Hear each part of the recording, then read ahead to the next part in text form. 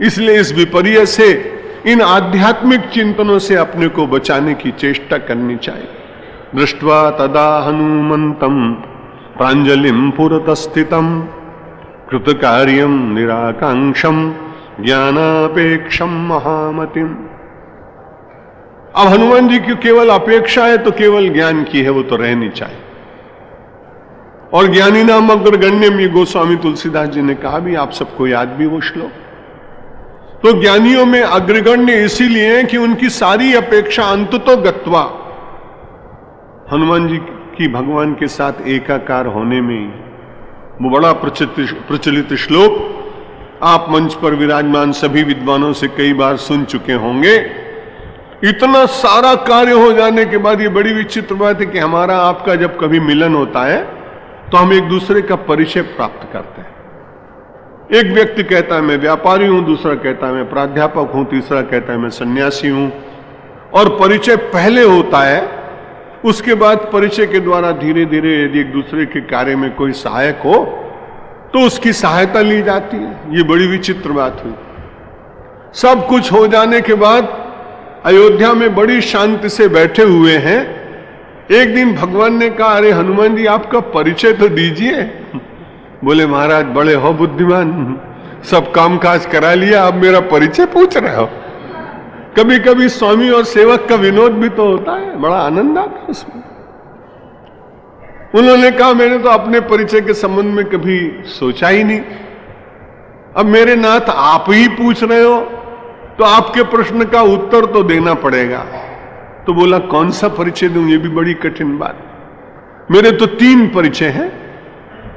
बोले तुम्हारे जो परिचय है वही परिचय दो ना।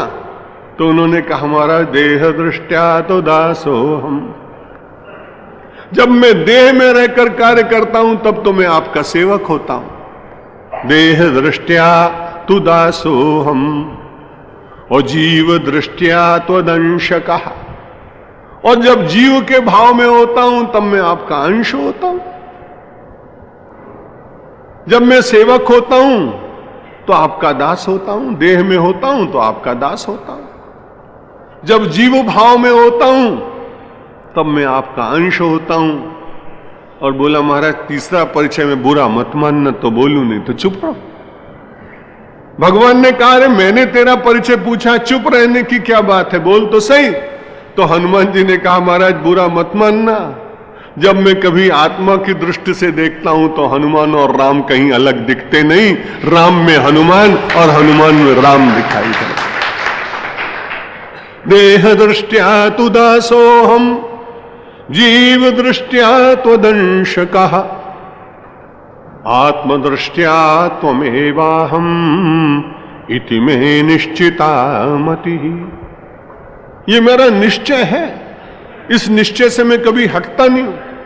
हम लोग कुछ निश्चय करते हैं उसमें से हट जाते हैं, हनुमान जी का ये निश्चय है। तो उन्होंने कहा निराकांक्षम, कोई आकांक्षा नहीं, ज्ञानापेक्षम महामतिम। हनुमान जी महामति हैं। और उन्होंने राम सीतामुवाचेदम ब्रूहि तत्वम हनुमते निष्कल्मषोयम ज्ञानस्य पात्रम नौ नित्य भक्तिमान। वहां भगवान श्री राम ने हनुमान जी से कहा सीते मैं तो अपनी कुछ बात नहीं कहूंगा। कई बार ऐसा होता है कि गृहस्थ जीवन में बहुत व्यस्त होता है व्यक्ति, तो अपनी सहधर्मिणी को कहता है ये काम तुम निपटा लेना। भगवान श्री राम तो इस समय महामानव बनकर अवतार लेकर आए, इसलिए उन्होंने कहा कि ये बहुत सुंदर सुंदर बातें हनुमान जी जानना चाहते हैं, इसलिए मैं ऐसा सोचता हूं रामः सीतामुवाच एदम इदम, ये बात सीता जी को कहा कि ब्रूहि तत्वम हनुमते। हनुमान जी कुछ जानना चाहते इसलिए अब तुम सब बताओ। निष्कल्मषोयम ज्ञानस्य पात्रम नौ नित्य भक्तिमान। और सीता जी को राम जी ने कहा नौ भक्तिमान, हम दोनों का ये भक्त है, मेरे प्रति भी श्रद्धा है और तुम्हारे प्रति भी श्रद्धा है। कई बार ऐसा होता है कि गुरु ने प्रवचन किया और दूसरे दिन वो कह गए कि भाई कल मैं नहीं उपनिषद पढ़ाऊंगा, मेरे विद्यालय का कोई छात्र कल की कक्षा ले लेगा, और योग्य होता है योग्यतम छात्र, तो लोग बैठते तो हैं लेकिन मन में विचार करते रहते हैं कि भाई नहीं, अगर वही पढ़ाते तो ज्यादा अच्छी बात थी। ठीक इसी प्रकार से यदि भगवान ये कह देते कि ये मेरा भक्त है, तुम इनको कुछ उपराम तत्व का उपदेश करो, तो शायद सीता जी कहते कि तुम्हारा भक्त है इसलिए मैं क्यों उपदेश करूं। लेकिन राम जी ने बड़ी अच्छी बात कही। उन्होंने कहा ये हनुमान जी ऐसे हैं कि इनकी श्रद्धा पात्रम नित्य भक्तिमान। हम दोनों के प्रति इनकी नित्य नूतन भक्ति है, कभी पुरातन नहीं होती। नित्य भक्ति का आनंद लेते हैं, इसलिए भक्त की सरिता में इनके नित्य जो प्रवाह है वो नित्य नूतन ही है। और इसलिए भी आप इनको कुछ कहिए, क्यों कहिए, निष्कल्मशो वयम।